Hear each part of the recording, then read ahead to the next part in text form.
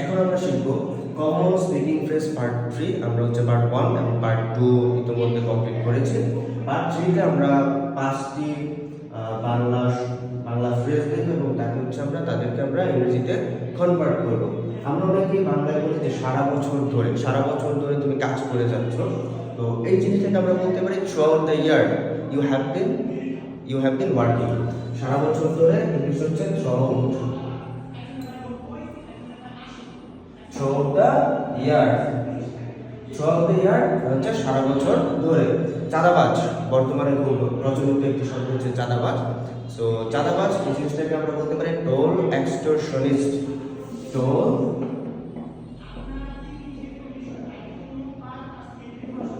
Toll এক্সটর্শনিস্ট হচ্ছে চাঁদাবাজ। বয়ের কাপা এটার ইংলিশ হচ্ছে symbol with fair.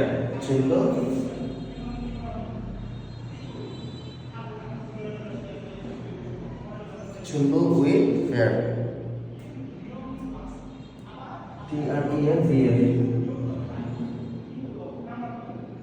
Symbol with fair.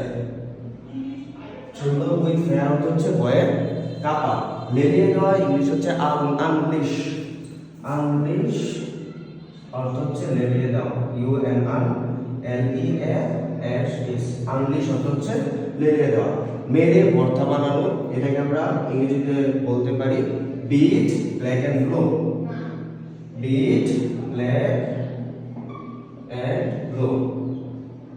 So এরকম আমরা যদি কমন ইংরেজির ফ্রেজগুলো শিখতে পারি তাহলে যারা একটু ইংরেজিতে ভালো অভিজ্ঞ tense purpose speech subject verb regular সবকিছু পারেন তারা এই ফ্রেজগুলো চর্চা করার মাধ্যমে আপনাদের কমিউনিকেশন স্কিল বা কথা বলার সৌন্দর্যকে আরো অনেক বেশি প্রস্ফুটিত বা আরো বেশি লেনদেন করতে পারেন। সো সবাই